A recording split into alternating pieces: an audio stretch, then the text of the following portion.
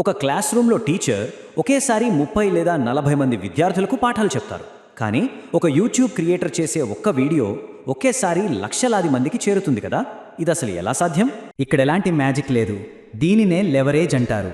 అంటే పనిని ఒక్కసారే చేసి దాని ద్వారా పదే పదే ఆదాయం వచ్చేలా ఒక సిస్టమ్ను క్రియేట్ చేయడం.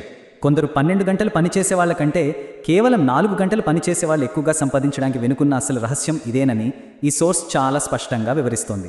ఇక మూడవ నియమానికి వద్దాం. రూల్ 3, స్కిల్స్ ద్వారా ఆదాయం. మనకు వచ్చే ఆదాయం అనేది మనం సృష్టిస్తునే వాల్యూ మీద ఆధారపడి ఉంటుందే కానీ మనం చేసే భౌతిక శ్రమ మీద కాదని ఈ విభాగం చెబుతోంది. ఇప్పుడు ఈ డేటాను చూస్తే మనకొక ఆసక్తికరమైన విషయం అర్థమవుతుంది.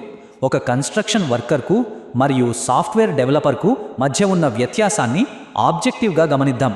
ఒక కన్స్ట్రక్షన్ వర్కర్ రోజుకు 10 గంటలు శారీరకంగా కష్టపడినా ఆదాయం తక్కువే ఉంటుంది. కానీ ఒక సాఫ్ట్వేర్ డెవలపర్ తన స్పెషలైజ్డ్ స్కిల్తో రోజుకు 3 లేదా 4 గంటలు మాత్రమే పనిచేసినా ఆదాయం చాలా ఎక్కువే ఉంటుంది. ఇక్కడ డిఫరెన్స్ హార్డ్వర్క్ కాదు, డిఫరెన్స్ వాళ్ళు ఇస్తున్న స్కిల్.